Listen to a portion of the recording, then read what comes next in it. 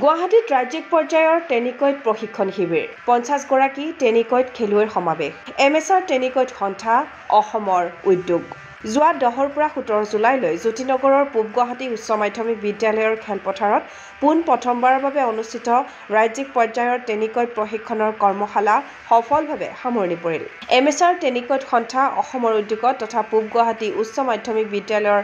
খেল প্ৰশিক্ষণ কেন্দ্ৰৰ সহযোগত অনুষ্ঠিত এই টেনিকৈট কৰ্মশালাত ৰাষ্ট্ৰীয় পৰ্যায়ৰ অভিজ্ঞ প্ৰশিক্ষকৰ দ্বাৰা খেলুৱৈক প্ৰশিক্ষণ প্ৰদান কৰা হয় ইফালে যোৱা 10 জুলাইত অনুষ্ঠিত উদ্বোধনী অনুষ্ঠানত উপস্থিত থাকিল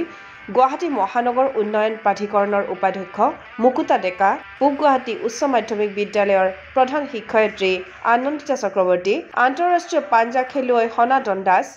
অসম টেনিকৈট সন্থাৰ সভাপতি বলেন দাস কাৰ্যকৰী সভাপতি ওমৰ ফাৰুক উপসভাপতি আনোৱাৰ হোসেন সাধাৰণ সম্পাদক হিমান্ত বৰুৱাৰ দৰে বিশিষ্ট ব্যক্তি আনহাতে আদিনীয়া কৰ্মশালাৰ অন্তত প্ৰশিক্ষাৰ্থীসকলৰ মাজত প্ৰদৰ্শনীমূলক খেল অনুষ্ঠিত কৰাৰ লগতে প্ৰদান কৰা হয় একোটিকৈ জাৰ্চি আৰু প্ৰমাণপত্ৰ উল্লেখ্য যে এই কৰ্মশালাত ৰাজ্যখনৰ 50 জন প্ৰশিক্ষাৰ্থীয়ে কৰিলে অংশগ্ৰহণ প্ৰশিক্ষণ প্ৰদান কৰিলে ৰাষ্ট্ৰীয় টেনিকৈট প্ৰশিক্ষক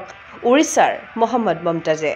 এই কথা জনাইছে এমএছআৰ টেনিকৈট সন্থা অসমৰ সভাপতি বলেন দাসে ক্ৰীড়া অনুৰাগীৰ আশা ৰাজ্যত জনপ্ৰিয়তাৰ শিখৰত আৰোহণ কৰক টেনিকৈট ক্ৰীড়াই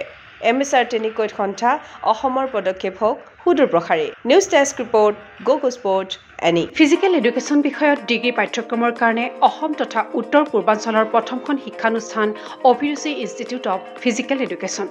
2 বছৰীয়া ফিজিকেল এডুকেশ্যনৰ বিপিএড পাঠ্যক্ৰম আৰু 4 বছৰীয়া বিপিএছ পাঠ্যক্ৰমৰ বাবে নামভৰ্তি চলি আছে